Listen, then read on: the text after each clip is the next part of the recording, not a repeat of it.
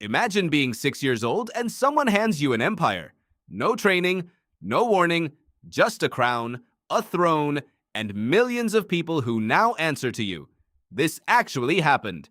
His name was Mehmed IV, and in 1648, he became Sultan of the Ottoman Empire before he'd even lost all his baby teeth. Here's how a 6-year-old ends up ruling one of the most powerful empires on Earth. The Ottoman Empire in the 1640s stretched across 3 continents, controlling territory from Eastern Europe through the Middle East and into North Africa. It was wealthy, militarily dominant, and absolutely not the kind of place you'd expect to be led by a child. But Ottoman succession worked differently than you might assume. The throne didn't always pass smoothly from a competent adult to another competent adult. Sometimes it passed through chaos, assassination, and desperation. And 1648 was exactly that kind of year. Mehmed's father, Sultan Ibrahim, had become increasingly unstable during his reign, known for erratic and violent behavior that alarmed even his own court. Eventually, the empire's powerful officials and religious leaders made a drastic decision. They deposed Ibrahim and shortly afterward had him executed. That left a vacancy at the top of an empire, and Ibrahim's oldest surviving son was 6-year-old Mehmed. So on August 8, 1648, a child who likely didn't fully understand what a war, a treaty, or a tax even was formally declared Sultan. Obviously, a 6-year-old cannot run an empire. Everyone involved knew this. So real power didn't sit with Mehmed. It sat with the women around him, specifically his grandmother, Kosem Sultan. Kosem was no stranger to power. She had already served as regent for 2 previous sultans and had spent decades navigating the brutal politics of the Ottoman court.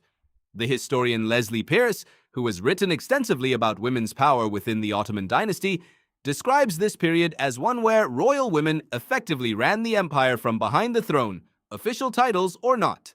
For a while, this arrangement worked. Kosem governed.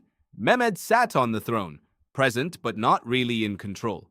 But here's where the story turns genuinely dangerous.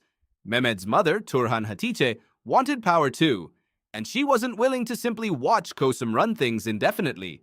A rivalry developed between the grandmother and the mother, 2 of the most powerful women in the empire, both technically loyal to the same 6, then 7, then 8-year-old boy, but both maneuvering fiercely against each other behind the scenes. This period even earned a name from later historians.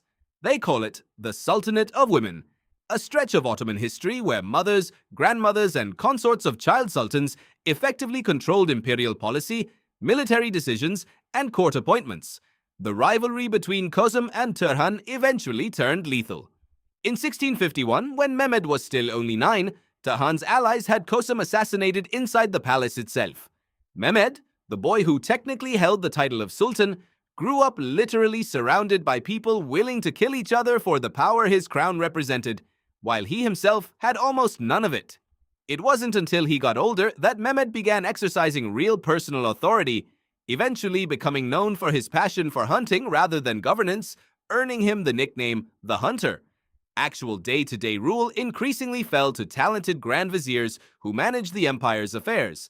Which brings you to something worth sitting with. You probably think of a crown as the ultimate symbol of power, but Mehmed's early reign shows you something colder. Sometimes the person wearing the crown is simply the reason everyone else is fighting, not the one actually deciding anything. A 6-year-old became sultan of an empire that spanned 3 continents.